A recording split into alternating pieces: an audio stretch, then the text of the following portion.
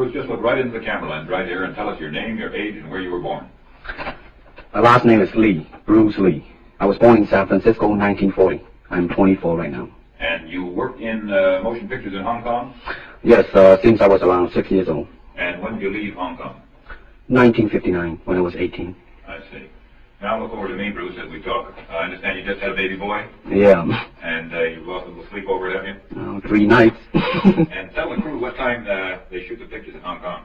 Well, it's mostly in the morning because it's kind of noisy in Hong Kong, you know, around 3 million people there. And so every time when you have a picture, it's mostly, say, around 12 a.m. to 5 a.m. in the morning. I see. They love that there. And you went to college in the United States? Yes. And what did you study? Philosophy. I see. Now, you told me earlier today that karate and jiu-jitsu are not the most powerful or the best forms of Oriental fighting. What is the most powerful or the best form? Well, it's bad to say the best, but in my opinion, I think Kung Fu is pretty good. Will you tell us a little bit about Kung Fu? Well, Kung Fu is originated in China. It is the ancestor of karate and jiu-jitsu. It's more of a complete system, and it's more fluid. By that I mean it's more flowing. There is continuity in movement instead of one movement, two movement, and then stop. Would you look right into the camera lens and explain the principle of the glass of water as it applies to Kung Fu? Well, Kung Fu, the best example would be a glass of water. Why? Because water is the softest substance in the world, but yet it can penetrate the hardest rock or anything, granite, you name it. Water also is insubstantial. By that I mean you cannot grasp hold of it. You cannot punch it and hurt it. So every Kung Fu man is trying to do that, to be soft like water and flexible and adapt itself to the opponent. I see. What's the difference between a Kung Fu punch and a karate punch? Well, a karate punch is like an iron bar, whack. A Kung Fu punch is like an iron chain with an iron ball attached to the end, and it go whang, and it hurt inside. Okay. Now we're going to cut, and in just a second we'll have you stand up and show us some Kung Fu and some movements in Kung Fu. Okay. Cut. Test X2, take 1, Steve. Now look directly into the camera, Bruce. Directly at it. And now give me a 3/4 this way. And hold it. And give me a profile that way, all the way.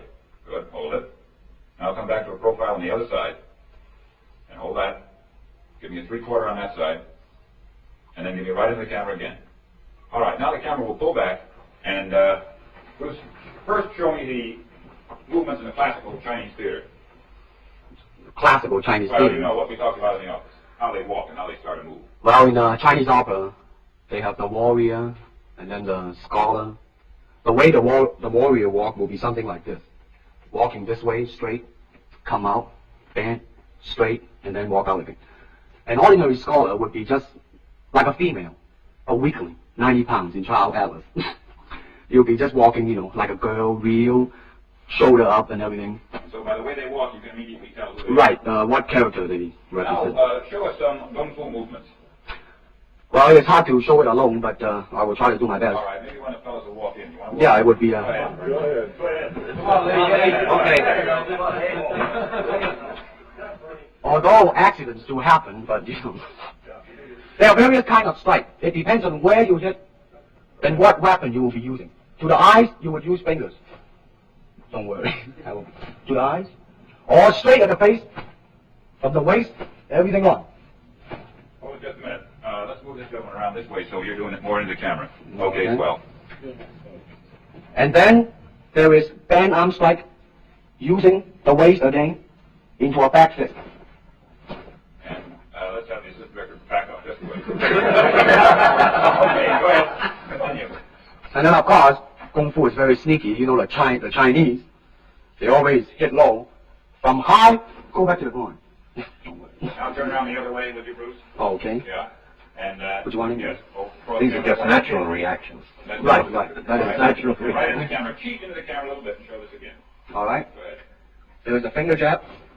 There is a punch. There is a back fist and then low. Of course, then they use leg straight at the ground or come up.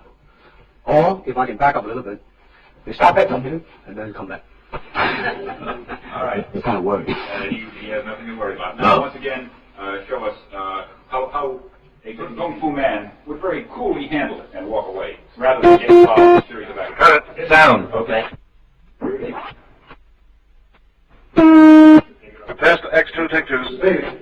Now, Bruce, so that we can clearly see what you're doing this time, we'll face the fact that there's nobody there. Tell me now the difference between jiu-jitsu, which is long and involved, and kung fu, which is very quick if you have an opponent. All right, for instance, you will read it in a book, in a magazine and everything, that when somebody grabs you, you will first do this, and then this, and then thousands of steps before you do a single thing. Of course, these kind of magazine would teach you to be feared by your enemies and admired by your friends and everything.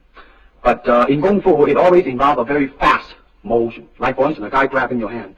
It's not the idea to do so many steps, stepping right on the instep. You let go. This is what we mean by simplicity. Same thing in striking and in everything.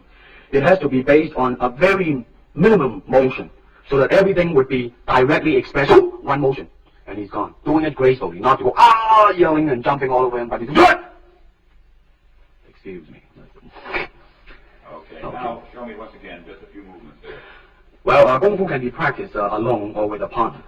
Practicing alone can involve forms. Some imitate a crane, a monkey, a praying mantis. This is a crane form. Start off.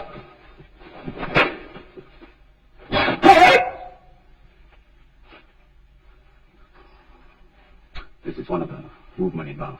Show us one more movement, and then we'll be all through. Okay, well, I'm glad to hear that. They have the tiger that start like a tiger. Using claw to claw the face, or the beak of the crane to the eyes. This is some of the movement involved. Thank you very much.